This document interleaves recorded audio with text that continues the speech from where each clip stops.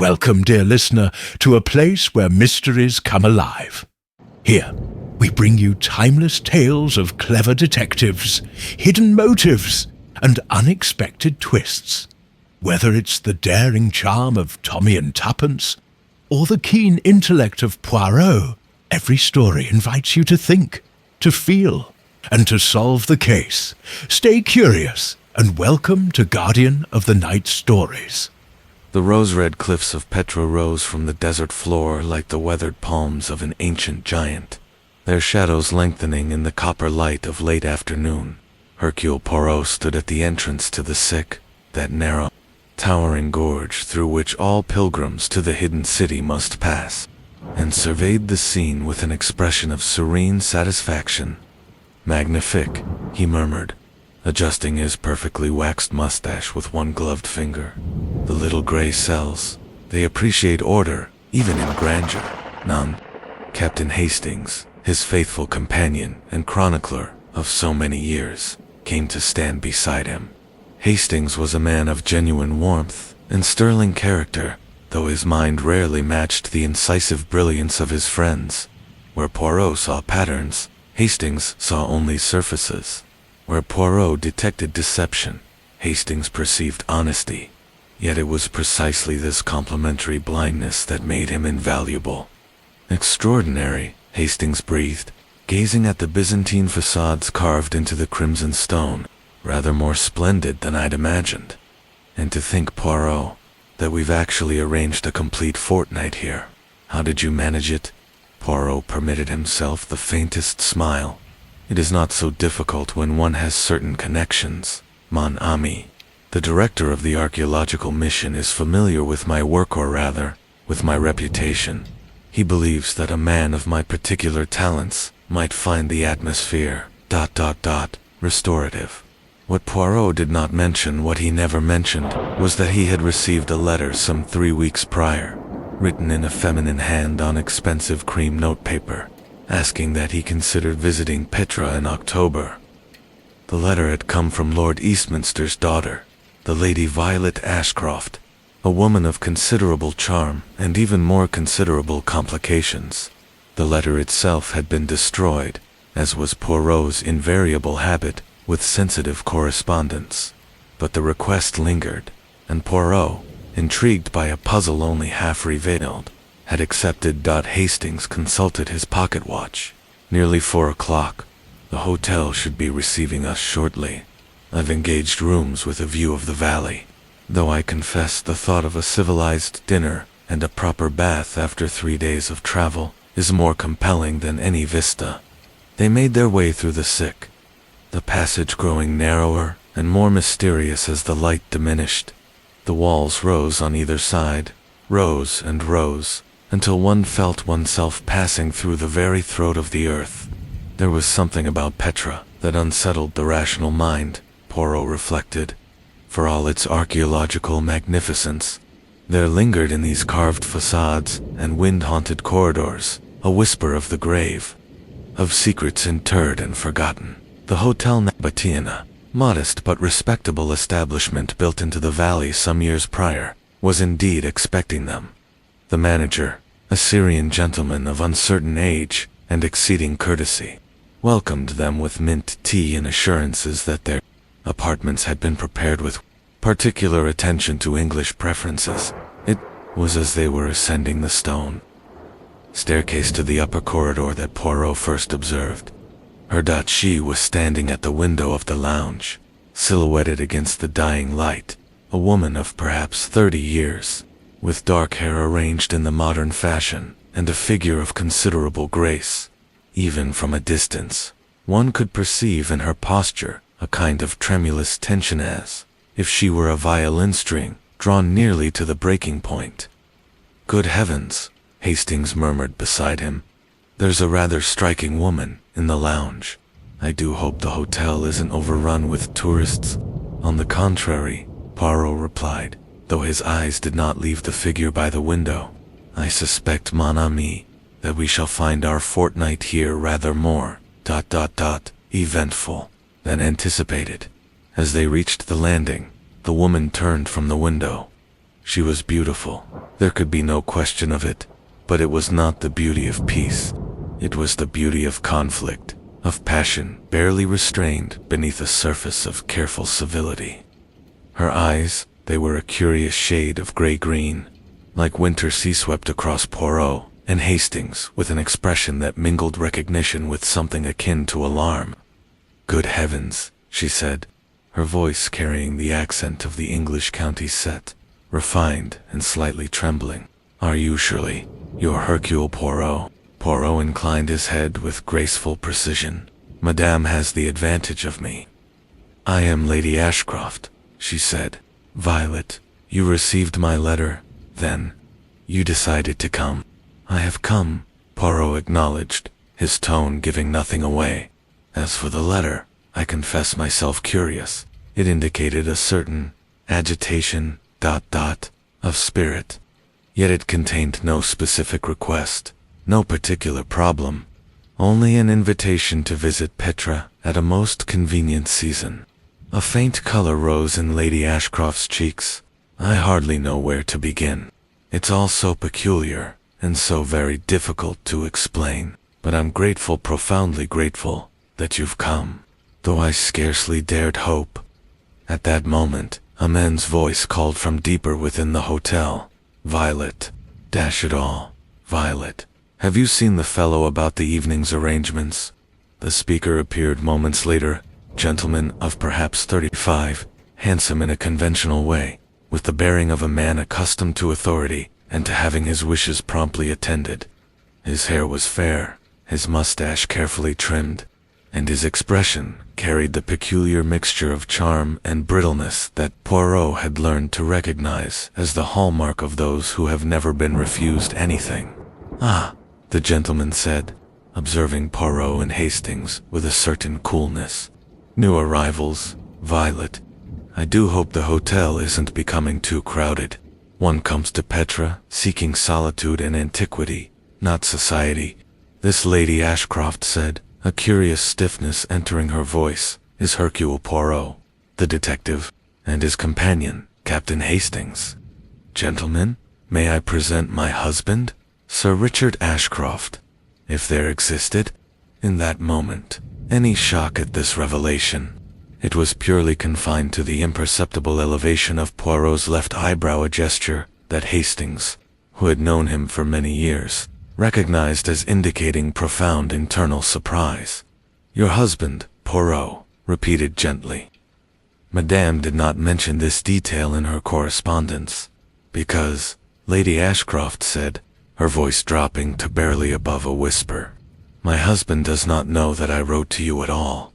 Dinner that evening was a curious affair. The Hotel Nabatean catered chiefly to archaeologists, tourists of the more serious variety, and the occasional dignitary passing through to more distant destinations. This October, the guest list was notably sparse. The Ashcrofts, naturally, Poirot and Hastings. A widow of indeterminate age named Mrs. Carmichael, who spent her days sketching the ancient monuments with considerable talent and no apparent commercial purpose. Dr. James Pemberton, a physician traveling for reasons of health, and a younger man of perhaps 28, whose card identified him as Mr. Edward Mansfield, artist and student of antiquity. It was this last gentleman who caused Poirot to observe, with his habitual acuity, that the little triangle present in the hotel was of considerably more interest than any geometric arrangement of ancient stones. Edward Mansfield was, by any objective measure, an attractive young man. His features were sharp and intelligent, his dark eyes held flickers of humor and passion, and there clung about him the bohemian charm of the artistic temperament. More significantly, he watched Lady Ashcroft with the intensity of a man who has seen something precious and cannot quite believe it to be within his grasp. And Lady Ashcroft, she darted glances at him when she thought herself unobserved, and her hands trembled infinitesimally as she raised her wine-glass to her lips. Sir Richard Ashcroft, meanwhile, talked with the ease of a man practiced in social performance, discussing the architectural merits of the Alcazna with the authority of one who had read extensively on the subject. though Poirot noticed that he had never actually descended the narrow pathway to examine it closely. His wife he addressed with courtesy, even affection, but with the casual indifference of a man acknowledging a familiar piece of furniture. It was Mrs. Carmichael, the widow of Sketches, who first broke the surface civility with an ill-advised remark. "I must say," she observed, setting down her fork with a deliberate clink, "that the atmosphere here has become quite charged in recent days. One almost feels as though one's eavesdropping on a tragedy in the making, merely by being present at table." The silence that followed was profound and perfectly devastating. "My dear woman," Sir Richard said, his tone suggesting the full measure of his contempt for her observation, "I cannot imagine what you mean. We are a perfectly ordinary party, come to appreciate antiquity and the restorative properties of desert travel." "Of course," Mrs. Carmichael said, utterly unabashed. She was the sort of widow who, having lost her husband many years prior, and having never regained the security of matrimony, had determined to embrace a certain recklessness of speech. "Though I do find it curious that such passion should exist in one locale, while such indifference surrounds it. Rather like Petronius watching Rome burn, wouldn't you say?" "Dat Pemberton," a gentleman of perhaps 50 years, with graying hair and kind eyes that suggested an acquaintance with suffering, hastily redirected the conversation to the mineral composition of the cliffs. But the damage, however subtle, had been done. Poirot had perceived it, had catalogued it, had filed it away in that extraordinary memory which he took such pride in cultivating. After dinner, as coffee was being served in the lounge, Poirot found himself approached by Edward Mansfield. "I say," the young man began, his manner attempting casualness and achieving only transparency. "You're the Hercule Poirot, aren't you? The fellow who solves murders and such?" "One attempts," Poirot replied with gentle irony, "to maintain certain standards of competence in one's profession, Monsieur Capital. I wonder, has Lady Ashcroft mentioned that she has certain concerns about her position here? Her situation, I mean?" Poirot studied the young man with close attention. Here was passion barely contained, eagerness fighting against propriety, and interestingly a certain underlying anxiety. "Monsieur Mansfield, I observe that you are an artist of some talent, I suspect, for your observations of light and shadow are precise. Tell me, when you look at a painting, do you not see the full composition before you begin to sketch, or do you commence with isolated details?" The young man frowned slightly. "I suppose the full composition. One must understand the whole before one can properly render the parts."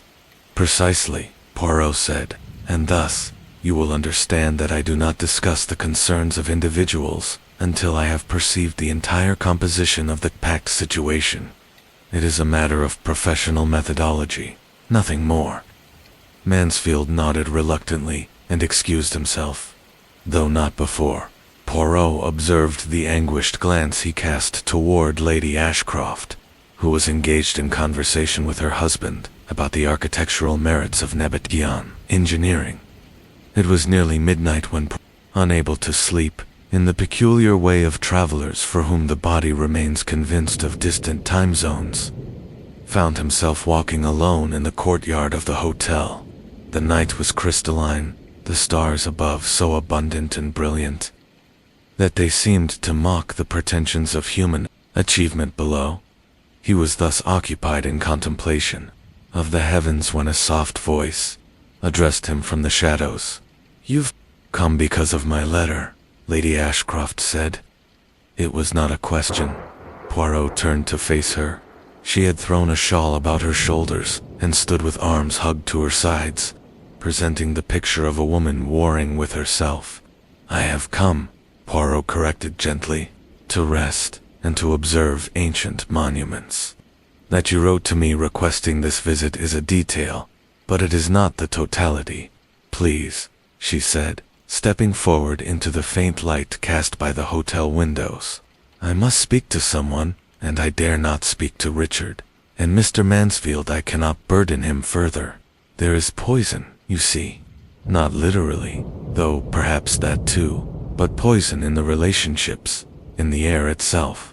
I can feel it, growing stronger each day, and I am afraid, dreadfully, mortally afraid, that someone will be badly hurt, Madame Poirot said, his voice assuming that particular tone which conveyed simultaneously compassion and the impersonal observation of a scientist examining a specimen. You speak in abstractions.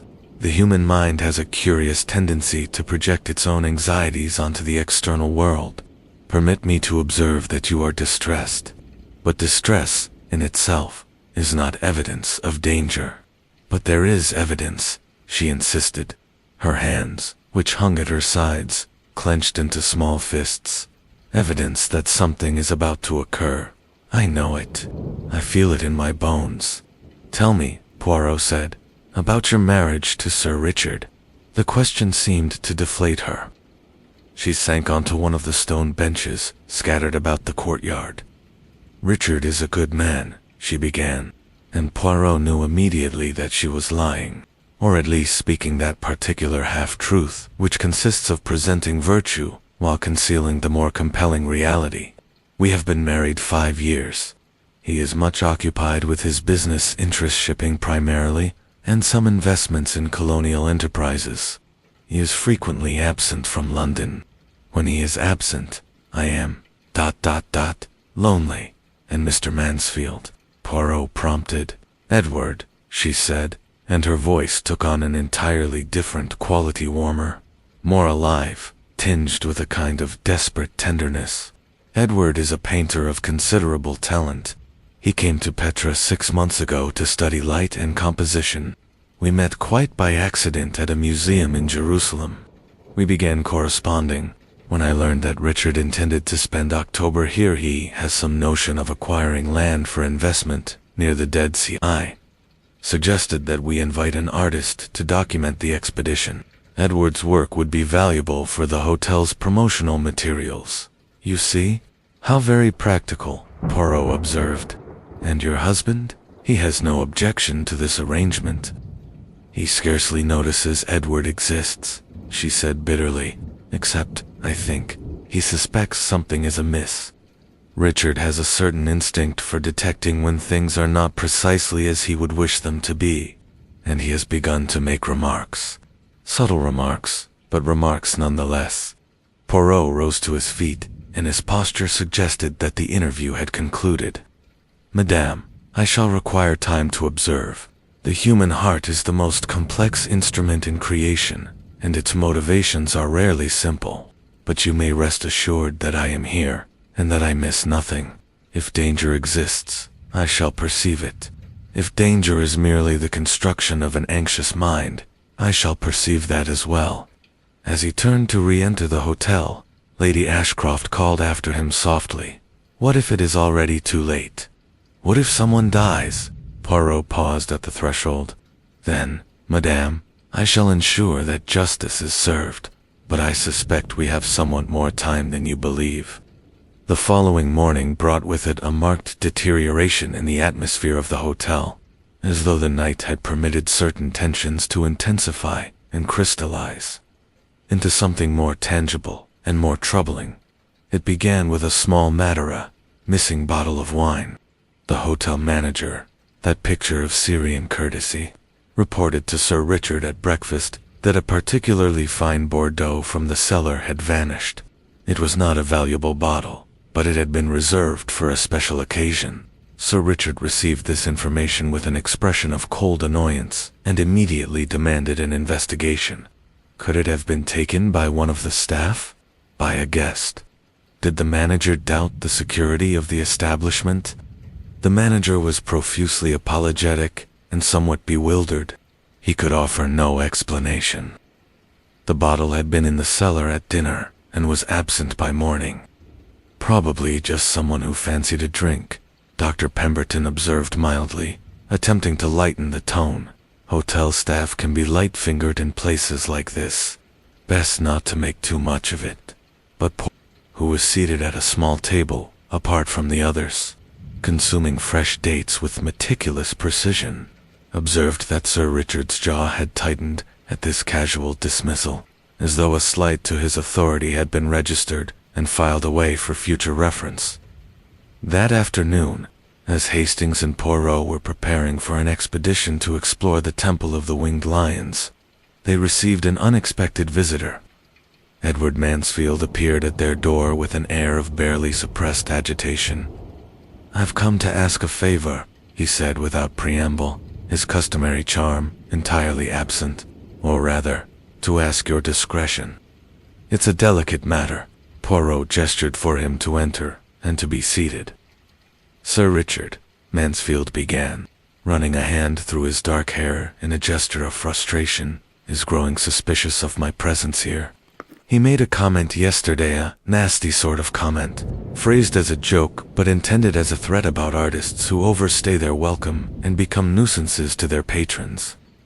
He suggests that my documentation of the hotel was essentially complete and that perhaps I should consider moving on to other locations." "And does he have grounds for this suspicion?" Poirot inquired. "No," Mansfield said firmly, then more quietly, "that is to say, none that are his business. I have behaved with perfect propriety toward Lady Ashcroft. We have spoken together, yes, but always in public, always civilly. If there exists some understanding between us, he paused, struggling for the word, some connection that is between ourselves alone." "I see," Poirot said, "and you have come to me in order that I might—" "What, precisely?" "Ensure that Sir Richard does not discover this connection. Intervene on your behalf." "I've come," Mansfield said, his eyes meeting Poirot's with surprising directness, "because I am frightened. There's something ugly beginning to happen here, something that feels dangerous. I cannot articulate it precisely, but I feel it. And I thought if anyone could perceive what is actually occurring beneath the surface of things, it would be Hercule Poirot." Poirot finished gently.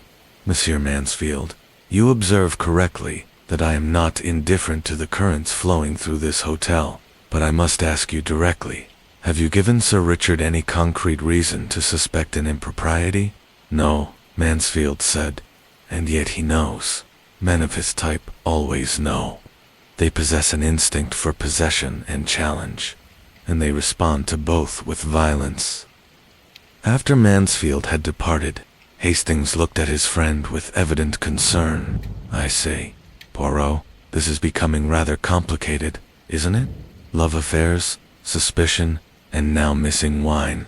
Are we certain that we're not about to witness something genuinely tragic?" "The question," Poirot replied, "is not whether tragedy is about to occur, but rather what form that tragedy will assume and who shall be its agent. The human heart, mon ami, is a curious instrument. It can contain love and hate, generosity and cruelty, in such measure that the individual scarcely knows which of these will ultimately govern their actions." That evening, dinner was tense beyond the previous night's discomfort. Sir Richard, emboldened perhaps by the wine though not the missing Bordeaux, began to make remarks of increasing sharpness regarding the artistic temperament and its incompatibility with responsibility and duty. He spoke of men who idled away their time in pursuit of frivolous pastimes, while genuine work, solid, respectable work, went undone. He suggested that those who traveled extensively, accumulating experiences without purpose, were often seeking to escape from something, some fundamental inadequacy or moral failing. Edward Mansfield, to his credit, bore these remarks with dignity, but Lady Ashcroft grew increasingly pale, and her hands trembled visibly as she raised her wine-glass to her lips. It was Mrs. Carmichael, that perspicacious widow, who finally intervened. "Sir Richard," she said with the bluntness of one who is determined to speak truth regardless of consequence, "you are behaving like a dog with a bone, and it is most unattractive. If you have concerns regarding your wife's conduct, I suggest you address them privately, rather than conducting this public inquisition." The silence that followed was absolute and devastating. Dr. Pemberton studied his plate with intense concentration. The hotel manager, who was present to ensure that all was satisfactory, suddenly became absorbed in the arrangement of serving dishes. Hastings cast an anguished glance in Poirot's direction. Sir Richard's face had become quite red, and his jaw worked with visible effort to contain what appeared to be considerable rage. When he finally spoke, his voice was carefully controlled, but all the more menacing for its restraint. "Madame," he said, "you are a guest in this hotel, as are we all. I suggest that you confine your remarks to matters which concern you directly."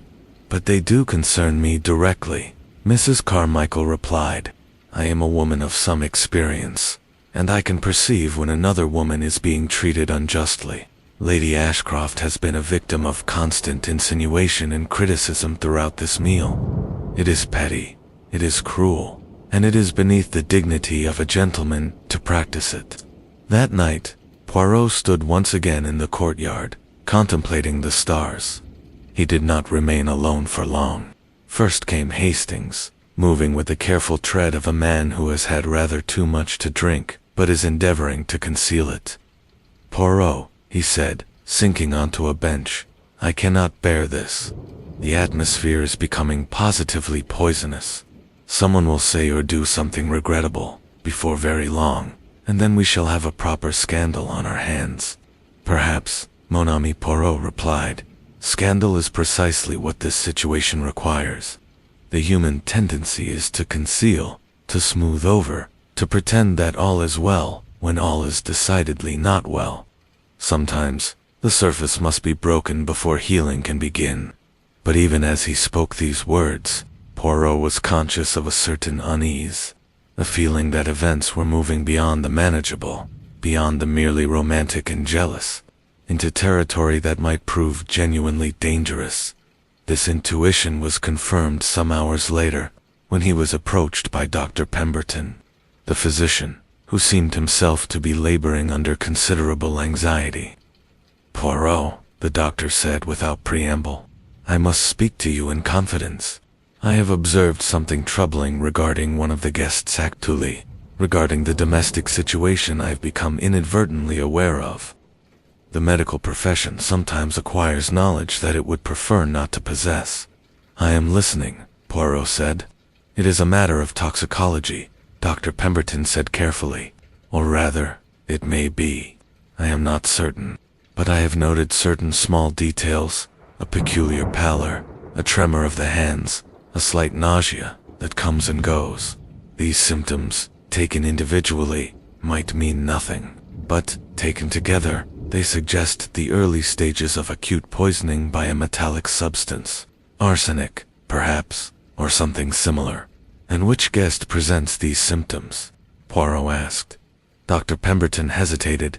"I cannot reveal the confidence of a patient without their permission, but I can tell you that if I am correct in my suspicion, then someone in this hotel is engaged in a most serious crime, and if I am wrong, then I shall have done an injustice to my reputation and to my conscience by remaining silent."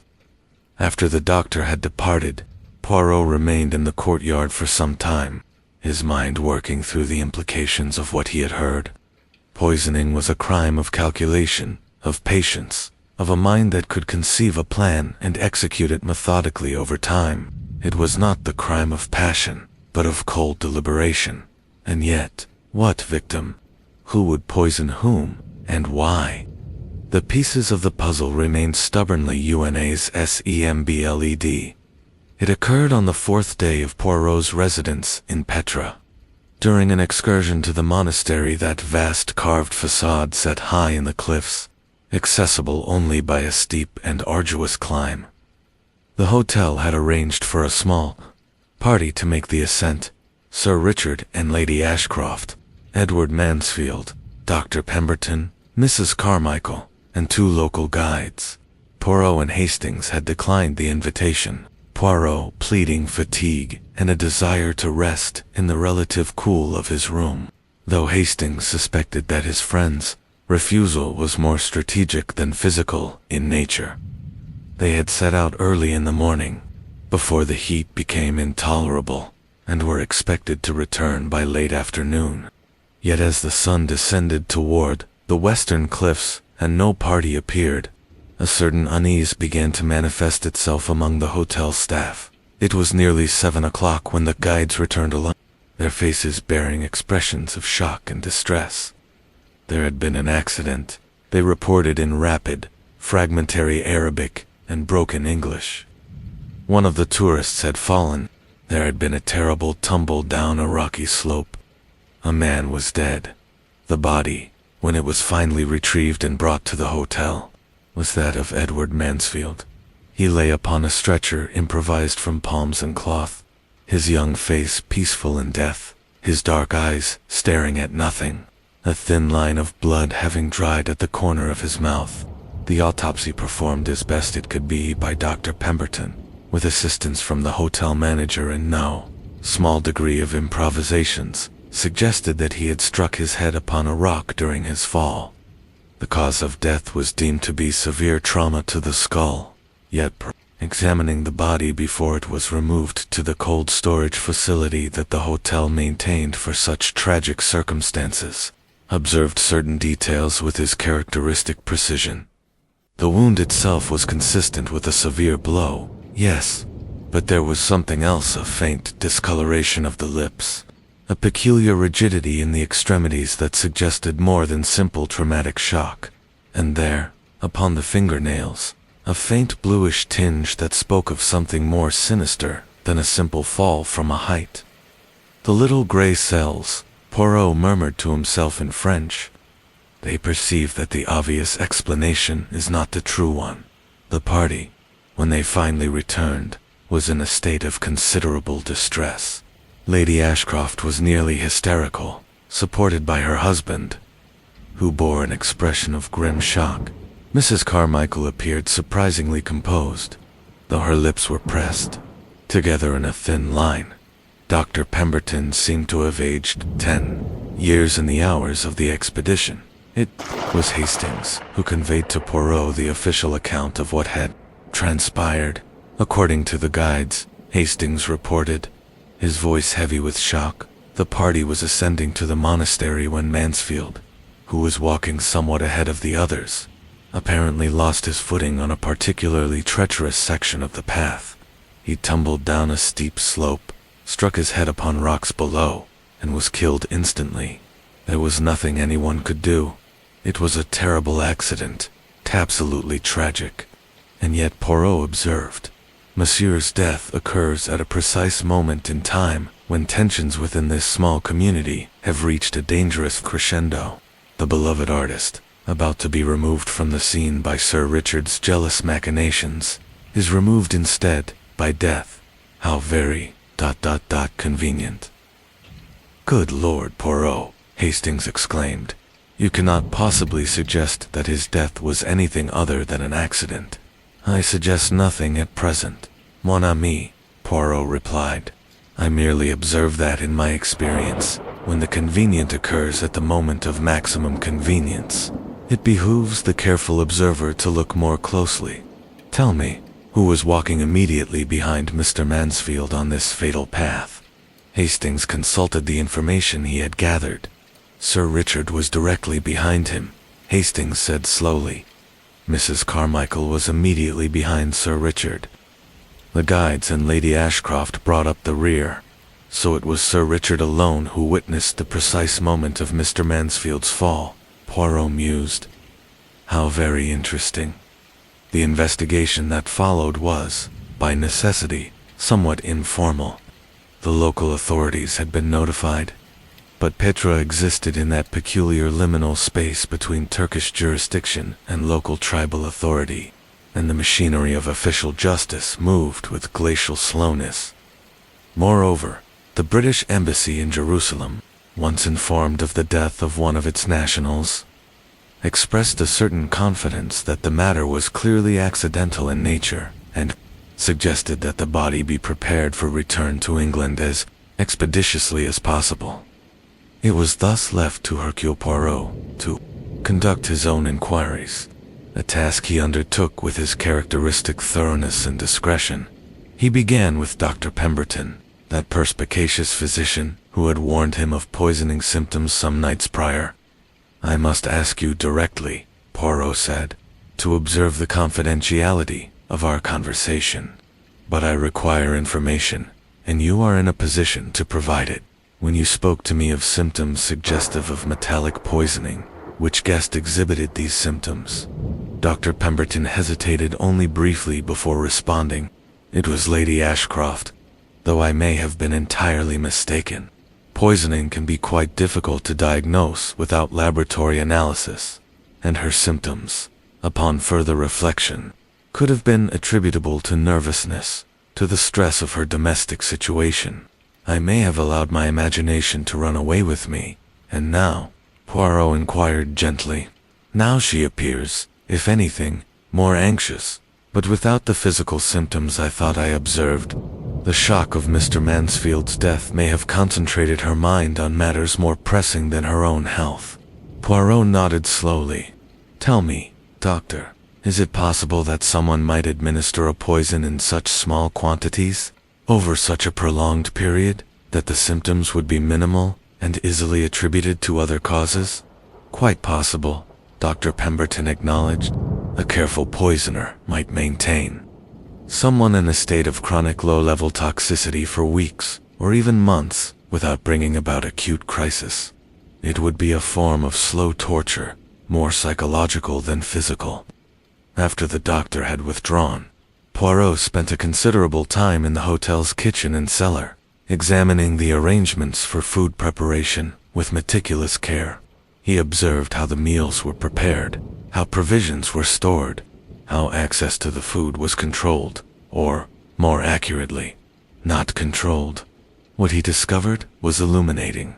The wine cellar was accessible to any guest who cared to descend to it, for the lock was broken and had been for some weeks.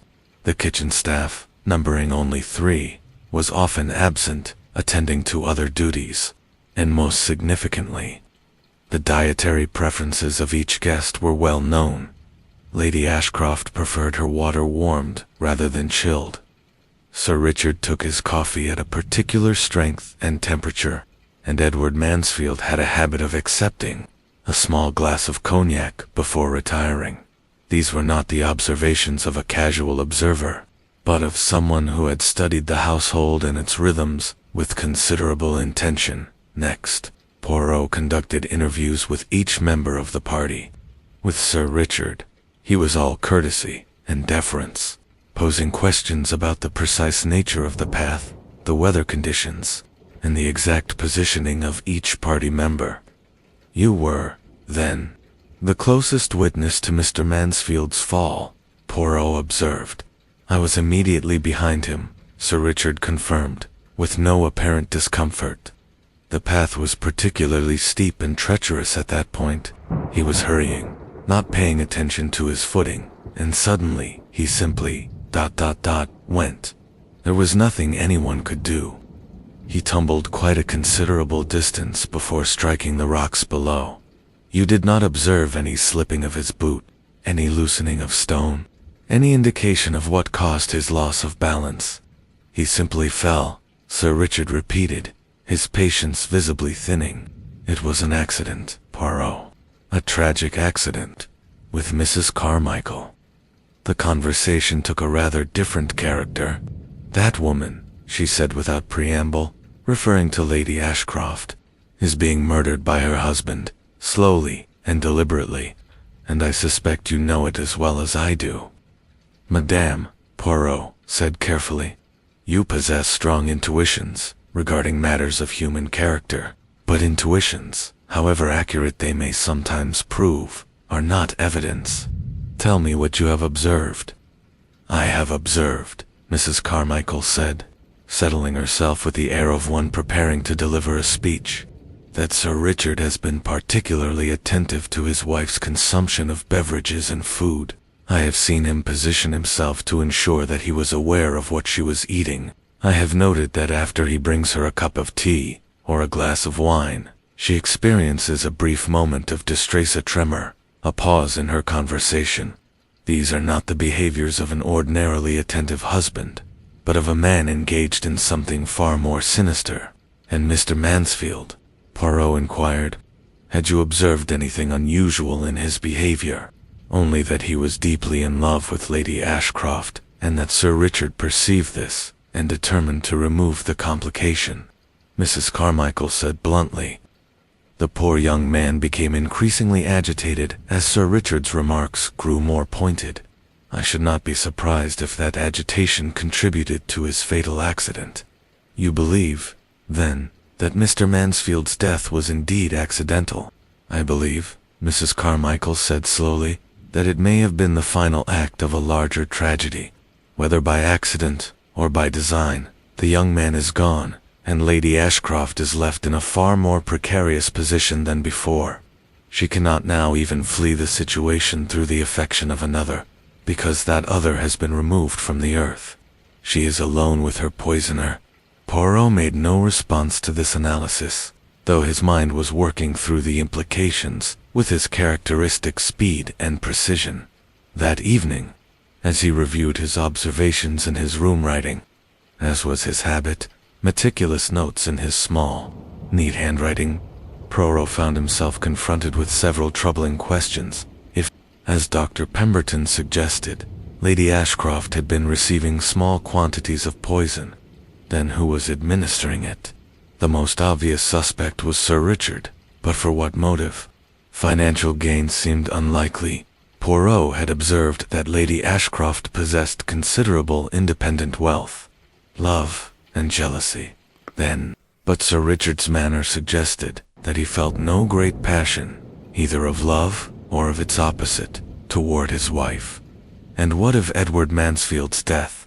Was it truly accidental, or had it been engineered with the precise intention of removing a complication? But by whom? If Sir Richard was the poisoner of Lady Ashcroft, could he also be the murderer of Mansfield? Or was a different hand at work? The puzzle pieces remained stubbornly UNASSEMBL. In the days following Edward Mansfield's death, the atmosphere of the hotel became increasingly oppressive. The incident had cast a shadow over the entire enterprise of tourism and archaeological study, and several guests who had been planning to arrive were persuaded to cancel their reservations. The staff moved with reduced enthusiasm, speaking in hushed tones about curses and the vengeful spirits of the ancient stones. It was into this atmosphere of dread and suspicion that Poirot continued his investigations, moving with his characteristic grace and discretion through the corridors and courtyards of the hotel. On the 5th day after Mansfield's death, he received an unexpected communication. A note was delivered to his room, written in a feminine hand that he recognized as belonging to Lady Ashcroft. I must speak to you privately, this evening, after dinner, at the Temple of the Winged Lions. Come alone. My husband believes I am resting. I will leave by the rear courtyard. Please, I can bear this silence no longer. Poirot studied the note with considerable interest. The handwriting was firm, suggesting determination. But there were slight variations in pressure that indicated emotional agitation. The phrasing was careful, almost formally constructed, as though the author had deliberated over each word. He determined that he would attend this meeting, though not precisely as Lady Ashcroft might have imagined. That evening, he conveyed to Hastings that he intended to take a solitary walk about the hotel grounds and advised his friend not to wait up for his return. Hastings, who by now was accustomed to Poirot's enigmatic activities, accepted this without comment. At the appointed hour, Poirot made his way toward the Temple of the Winged Lions, but not directly. Instead, he positioned himself in shadow among the rocks overlooking the temple, where he could observe without being observed.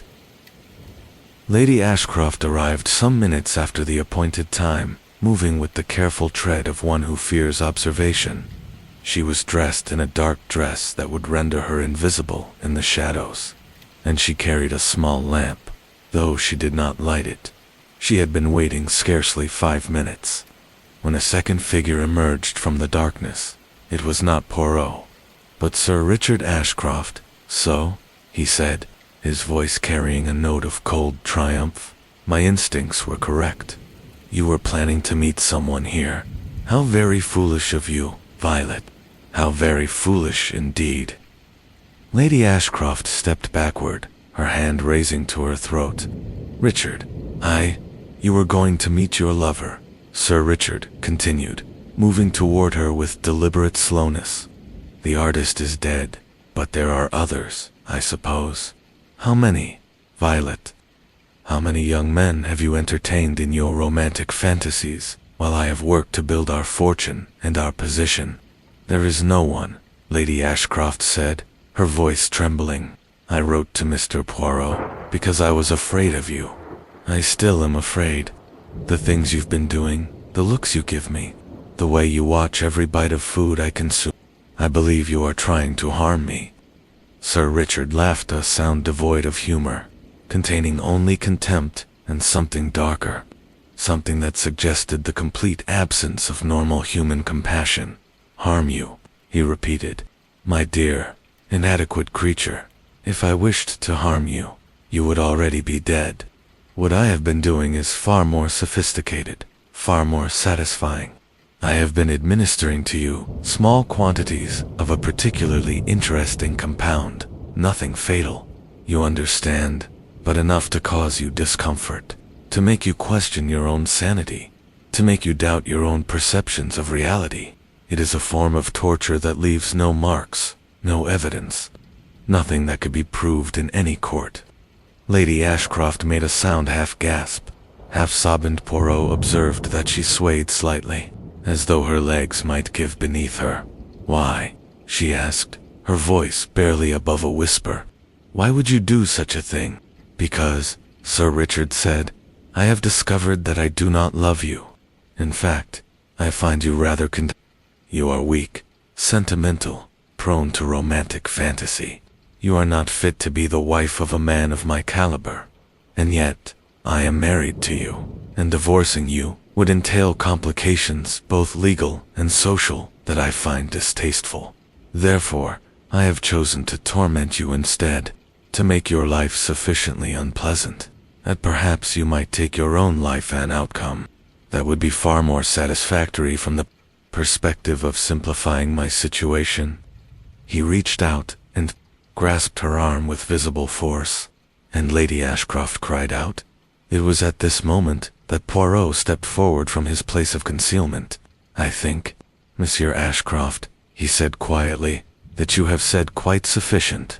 Sir Richard spun around, his face registering shock and something that might have been fear. Poirot, he said, his tone attempting a recovery of composure that was only partially successful. I did not observe you there. My wife and I were having a private discussion.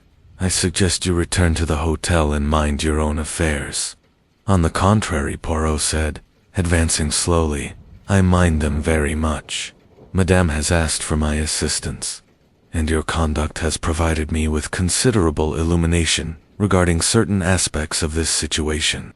Tell me, monsieur, when Mr. Mansfield fell to his death, did he do so by accident, or did you perhaps assist him in his descent? Sir Richard's face flushed with sudden, naked rage. He released Lady Ashcroft's arm and turned to face Poirot directly. That boy was a complication that I removed, he said, his voice becoming harsh and brutal. He was a weakness that was infiltrating my wife's mind and making her even more pathetic than she already was. I arranged to be positioned directly behind him on that narrow path. When the moment was opportune, I gave him a simple push. He fell, he died, and one complication was removed. As for the poisoning of Violet, it is untraceable, unprovable, and it is the right of a husband to discipline his wife as he sees fit. It is nothing of the sort, Poirot said coldly. Murder is murder, and the slow poisoning of an individual is a crime that few would excuse. You have confessed to both, monsieur, and I am a witness to your confession. Sir Richard's expression underwent a rapid transformation. The rage drained from his face, to be replaced by a kind of calculating assessment. He looked at Poirot, then at his wife, and his hand slowly moved to his jacket pocket. I think not, he said softly. I think that I shall ensure that no confession is believed, because I shall ensure that there is no witness to report it." His hand emerged from his pocket holding a small revolver, and the weapon was leveled directly at Poirot's chest. "You see," Sir Richard continued with a terrible calm, "men of my standing do not hang for the crimes of passion. We are protected by our social position, our wealth, and our connections. Another accident here at Petra would not be unduly remarkable. A man of your age, suffering from a sudden cardiac crisis in this remote location, it would be regrettable, but hardly unprecedented." "Perhaps," Poirot said, his voice remaining level and untroubled, "but you shall not fire that weapon, monsieur, because at this precise moment, you are surrounded by witnesses." For the first time, doubt flickered across Sir Richard's face. He glanced around, but the darkness revealed nothing. "You are bluffing," he said, but his voice had lost its certainty. "On the contrary," Poirot replied, "I have had considerable faith in the perspicacity of a certain widow of my acquaintance, and I have taken the liberty of requesting her assistance. I have also ensured that my friend Captain Hastings maintains a strategic position from which he could observe this meeting. And finally, I have asked the hotel manager to remain in proximity with knowledge of what is to transpire." As if to confirm this assertion, figures began to emerge from the shadows. Mrs. Carmichael appeared from behind a large rock, followed by Hastings, who was looking decidedly uncomfortable with the proceeding. The hotel manager materialized from yet another direction, his usually serene expression now grave and troubled. Sir Richard stood paralyzed, his revolver wavering slightly as he processed this situation. For a moment, Poirot believed that the man might actually attempt to fire, to add yet another body to his tally of crimes. But self-preservation, that most basic of instincts, ultimately prevailed. Sir Richard slowly lowered the weapon, and with a gesture of profound contempt and resignation, he allowed it to fall to the ground. The following day dawned clear and crystalline over Petra, as though the very stones were grateful that the darkness of human evil had been expelled from their ancient domain. In the cool of the morning, Poirot sat alone in the hotel's library, a modest collection of books and journals left by previous guests and interested travelers, and arranged his thoughts and observations into their final configuration. The case, viewed from the perspective of its conclusion, possessed a certain terrible elegance. Sir Richard Ashcroft had murdered Edward Mansfield, not in a moment of passion, but with the calculated precision of a man who perceived a complication and determined to remove it with efficiency. The method had been crude, a simple push on a narrow pathway, but it had proven effective. The death had been attributed to accident, and attention had thereby been deflected. But the slow poisoning of Lady Ashcroft represented something even more disturbing. A deliberate, systematic attempt to destroy not merely a body, but a mind. Sir Richard's confession had made clear that his intention was not merely to torment his wife, but to drive her to take her own life, thereby solving the problem of their marriage with no scandal, no legal complication, and no stain upon his reputation. That he had chosen to employ this method rather than a more direct approach suggested a certain pathological cruelty, a desire not merely to end the relationship, but to make it clear to the victim, if not to the world, that he alone possessed the power to control and destroy. As Poirot sat in contemplation of these matters, Hastings entered the library. "A word with you, Poirot," Hastings said, his voice carrying unusual gravity. "I have just received a communication from the local authority. There is some question about the legality of Sir Richard's arrest and detention pending trial. It seems that the jurisdiction here is somewhat complicated, and there is a possibility that a clever barrister might find grounds for challenging the evidence or the circumstances of his confession." "Hastings," Poirot said calmly, "the human legal system is, like many human endeavors, imperfect, but certain facts remain immutable. Sir Richard Ashcroft has confessed to the murder of Edward Mansfield and to the attempted murder of his wife. We have multiple witnesses to this confession, and most importantly, we have the physical evidence the poison that was administered to Lady Ashcroft, which has been recovered and can be analyzed, and the small revolver, which is clearly the weapon that Sir Richard intended to use against myself and potentially against others. Still, Hastings said doubtfully, there may be complications. Undoubtedly, Poirot acknowledged, but those complications are no longer my concern. I have done what I came to Petra to do. I have perceived the truth beneath the surface of events, and I have ensured that the guilty are identified and held accountable. What the legal system does with this information is a matter for others to determine. But even as he spoke these words, Poirot was conscious of a certain unease. Justice, in his experience, was rarely as complete or as certain as one might wish. Evil, even when exposed, often managed to accommodate itself to the legal frameworks that were meant to contain it. A wealthy man with good connections might indeed find loopholes, might employ clever advocates to challenge the evidence, might ultimately escape the full weight of the law's retribution. Such was the imperfect nature of human justice. That afternoon, Poirot found himself once again in conversation with Lady Ashcroft. She had recovered somewhat from the shock of the preceding night, though her hand still trembled, and her eyes carried the haunted look of one who has glimpsed an abyss and only barely managed to pull herself back from its edge. "I cannot thank you adequately," she said, though her voice suggested that gratitude was perhaps not the primary emotion occupying her consciousness. "If you had not been present, if you had not perceived my husband's intentions, I believe I might actually have done what he intended, might have taken my own life." "You are a woman of considerable strength," Madame Poirot said gently. "This strength would have ultimately sustained you. But yes, I perceive that your husband's methods were particularly insidious and particularly dangerous to one of a sensitive temperament. What will become of him?" Lady Ashcroft asked. "Justice will take its course," Poirot replied, which was a non-answer, and yet not entirely untrue. "The authorities will determine what is to be done.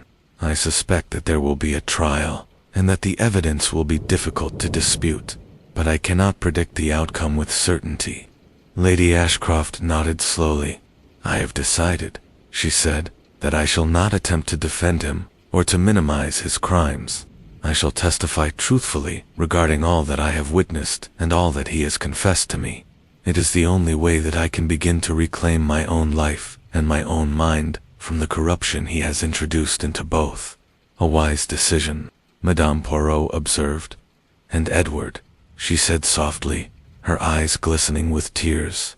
"He died for nothing, for no real reason except that my husband perceived him as a complication. It is unjust that he should have been taken from the world while my husband yet lives."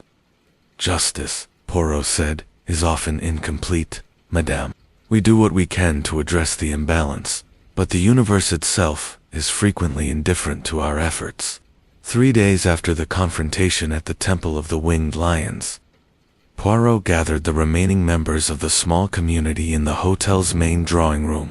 Sir Richard, who had been confined to his room under guard pending the arrival of more formal judicial authority, had been brought down and positioned under the watchful eye of the hotel manager and a local official. Dr. Pemberton was present, as was Mrs. Carmichael, and of course Hastings.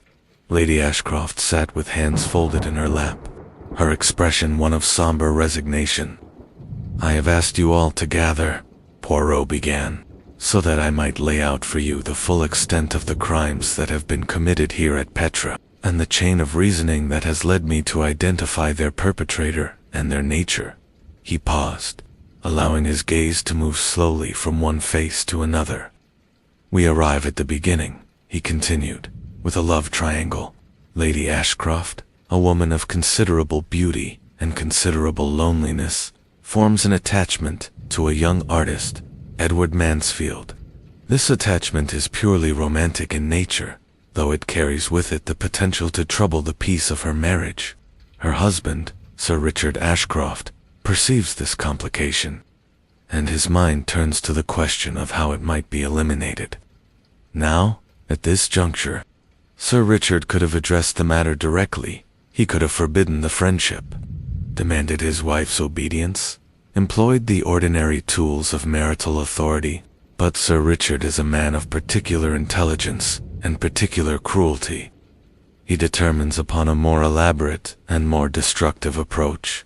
First, he begins to administer to Lady Ashcroft small quantities of a metallic poisonous substance designed not to kill, but to debilitate, to cause psychological disturbance, to make the victim question their own sanity. Dr. Pemberton, with his medical acumen, was among the first to perceive these symptoms, though the diagnosis was uncertain. Dr. Pemberton nodded slowly, his expression troubled but unsurprised. Simultaneously, Poirot continued. Sir Richard begins to make pointed remarks regarding the incompatibility of artists with respectability, regarding the foolishness of those who chase romantic fantasies, regarding the contemptibility of weakness. These remarks are directed ostensibly at society in general, but are clearly aimed at the young man who has captured his wife's affections. Mr. Mansfield, perceiving these hostilities and understanding their source, becomes increasingly agitated. He seeks reassurance, seeks to establish that there is nothing improper in his friendship with Lady Ashcroft, but the more he protests, the more his protestations draw attention to the very matter he wishes to obscure. At this point, Sir Richard determines that Mr. Mansfield represents an ongoing complication that cannot be resolved through psychological pressure alone, and so he formulates a plan that is both simple and elegant in its execution. On the day of the expedition to the monastery, Sir Richard positions himself directly behind Mr. Mansfield on a narrow and treacherous path, at a moment when the young man's attention is diverted, when there are no witnesses to observe what is to transpire. Sir Richard administers a forceful push. Mr. Mansfield tumbles down the rocky slope and is killed instantly. The death is perceived as accidental. Investigation is minimal, and the complication is removed. A sound half-gasp, half-sob emerged from Lady Ashcroft's throat. Mrs. Carmichael reached over and placed a hand on her arm. But the removal of Mr. Mansfield does not resolve Sir Richard's underlying problem. Poirot continued. He still finds himself married to a woman whom he despises, whom he views as weak and contemptible.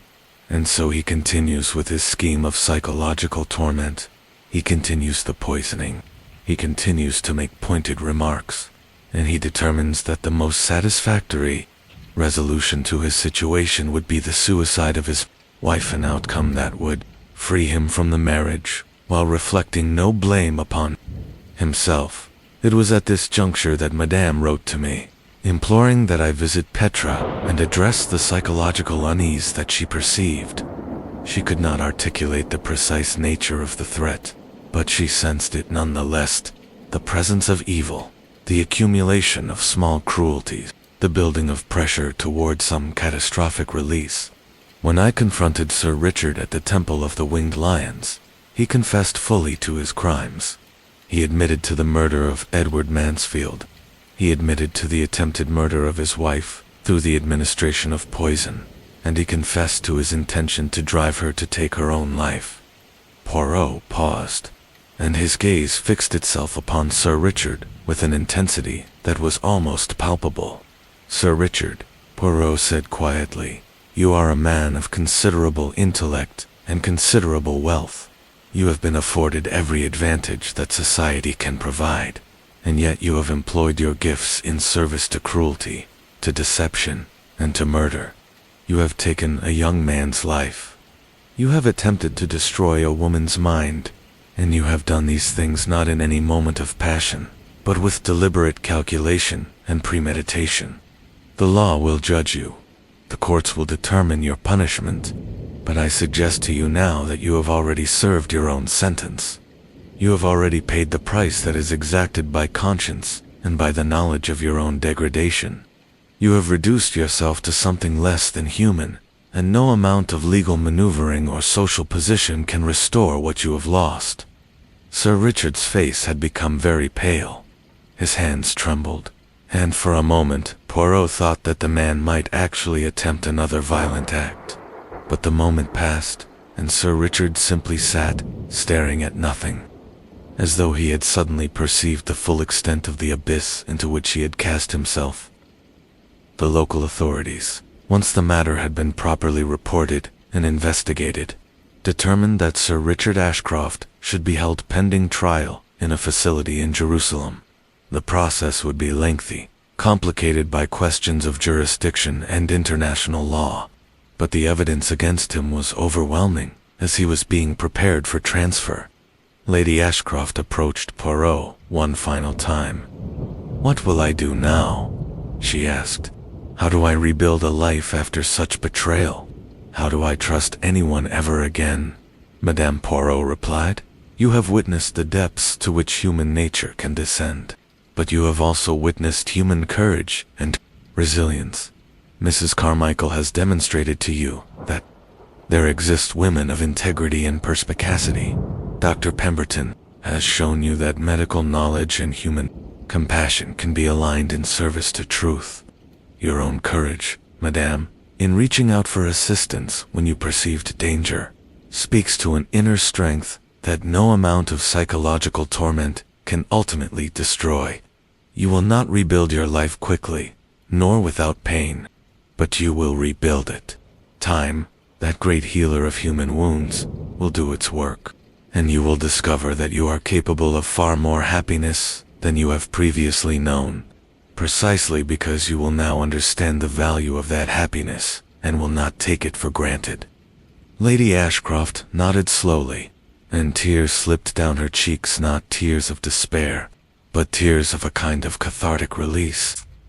"Thank you," she said simply. "Thank you for seeing what I could not see, for hearing what I could not hear, and for having the courage to act when action was required." That evening, Hastings and Poirot sat in the courtyard of the hotel, watching the stars emerge in the darkening sky. The great monuments of Petra rose around them, eternal and indifferent to the small human dramas that had unfolded in their shadow. "I confess," Hastings said, breaking the comfortable silence, "that I did not fully understand your reasoning throughout this matter. The poisoning, the push from the precipice, the psychological torture, all of it seemed almost theatrical in its elaboration. Why would Sir Richard go to such lengths? Why not simply murder his wife directly and be done with it?" "Ah," Poirot said, his tone suggesting that he had expected this question. "You have identified the crucial point. Sir Richard did not wish merely to kill his wife. He wished to destroy her. There is a profound difference. A direct murder would have been relatively merciful, it would have ended her suffering quickly. But Sir Richard's nature was such that he required a more elaborate form of destruction. He required that his wife suffer, that she question her own sanity, that she become aware of his superior intellect and his contempt for her weakness. The eventual suicide, had it occurred, would have been the culmination of this process of psychological annihilation. A most unpleasant form of evil," Hastings observed. "The most insidious forms of evil," Poirot corrected gently, "are often those that wear the mask of civility and intellect. The crude murderer, the common criminal, these are obvious and relatively easy to identify. But the man of education and breeding, who employs his gifts in service to cruelty, he is far more dangerous, and his crimes are far more profound in their damage." Hastings was silent for a long moment before responding. "And what of justice, Poirot? Will Sir Richard hang for his crimes?" "That," Poirot said, "depends upon many factors, upon the competence of the legal system in this jurisdiction, upon the quality of the advocacy available to both sides, upon the disposition of the judges who will hear the case. It is possible that he will hang. It is also possible that through clever legal maneuvering he will reduce his sentence, or even escape punishment entirely. Such is the imperfect nature of human justice." "That is a melancholy thought," Hastings said. "Yes," Poirot agreed, "but it is a necessary one. The world is not ordered according to perfect justice. mon ami. We do what we can to address injustice when we encounter it, and we must be content with that. The rest is beyond our control, and it is waste of energy to fret over what cannot be controlled. They sat in companionable silence as the stars grew brighter and more numerous, and the ancient stones around them seemed to settle more deeply into their immemorial rest. A fortnight later, as Poirot and Hastings prepared to depart Petra for the journey back to civilization, they received a final visit from Mrs. Carmichael. "I have decided," she announced with characteristic bluntness, "to extend my stay at Petra. There is a great deal of sketching still to be done, and I find that the atmosphere of the place, despite its recent darkness, possesses a certain restorative quality, but I wished to thank you both before you departed." "The thanks," Poirot replied, "are properly mine, madame. Your perspicacity regarding the conduct of Sir Richard was instrumental in bringing about the resolution of this matter. You perceived, with admirable clarity, what others chose not to see. I have had the advantage," Mrs. Carmichael said, "of considerable experience with the darker aspects of human nature. After one's husband departs this world, particularly if he departs under contentious circumstances, one develops a certain facility for recognizing discord and evil. It becomes a kind of sixth sense." Hastings, always inclined toward the romantic, ventured to suggest that her continued stay at Petra might also be partly motivated by the pleasant companionship of Dr. Pemberton, who had likewise decided to extend his visit. "That," Mrs. Carmichael said with a slight smile, "is a matter of considerable delicacy, and I suggest that you refrain from commenting upon it, Captain Hastings. But I will say that companionship, in its various forms, is one of the more valuable commodities available to those of us who have had to navigate the complexities and sorrows that life presents. At the station, that modest collection of stone structures, marking the departure point for the rail line that would carry them back toward Jerusalem and civilization." Poirot stood for a final moment, gazing back at the rose-red cliffs of Petra. "You are contemplative," Hastings observed. "I am," Poirot admitted. "These ancient stones have stood for millennia, witnessing the rise and fall of civilizations, the loves and hates of countless human beings. Each generation believes itself unique, yet each generation repeats the patterns of those that came before. Sir Richard Ashcroft is merely the latest iteration of the man who loves power more than justice, who values cruelty more than compassion. There will be others after him." "A melancholy observation," Hastings said. "Yes," Poirot agreed, but not without hope, for alongside the Sir Richards of the world, there exist the Lady Ashcrofts, the Mrs. Carmichaels, the Dr. Pembertons, individuals who, when confronted with evil, choose to resist it rather than accommodate it, and it is in these individuals that one perceives the redemptive aspects of human nature." The train arrived, exhaling clouds of steam into the desert air. Poirot gathered his luggage and prepared to board, but not before pausing to inspect his reflection in the polished surface of a nearby mirror. His mustache was perfectly arranged, his suit immaculate, his demeanor one of serene satisfaction. "You are satisfied, then?" Hastings asked. "You believe that justice has been served?" "I believe," Poirot said slowly, "that a complicated situation has been resolved to the best of one's ability. Given the constraints of the human legal system and human nature, Sir Richard Ashcroft is no longer at liberty to torment his wife or to threaten others. Edward Mansfield's death has been properly attributed to its true cause, not to accident, but to deliberate murder. Lady Ashcroft will have the opportunity to rebuild her life free from the corrupting influence of her husband's cruelty. These are achievements that, while not perfect, are nonetheless worthy of note." "The little gray cells," Hastings said with a slight smile, "continue to function with their customary precision."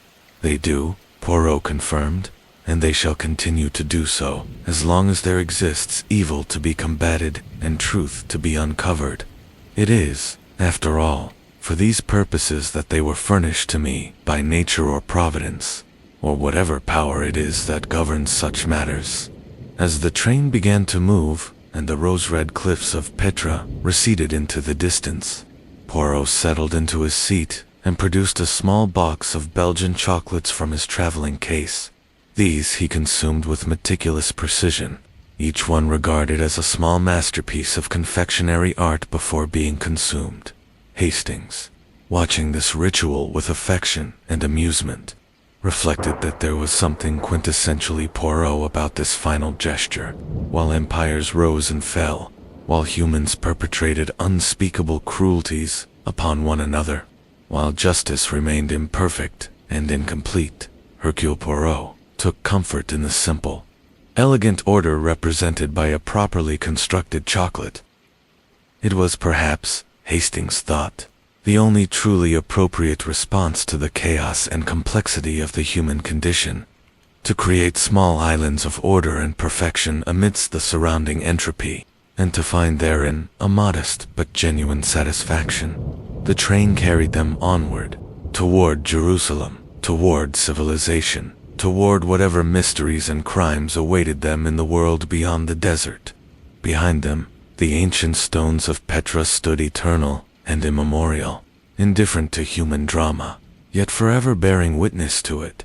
And in the cool of the evening, when the copper light had faded and the stars emerged in their multitude, one might almost have heard, echoing through those ancient corridors, the whispered satisfaction of justice imperfectly but genuinely served, and the quiet acknowledgement that, despite its flaws and limitations, the pursuit of truth and the identification of evil remained among the most noble endeavors to which a human being might dedicate their efforts.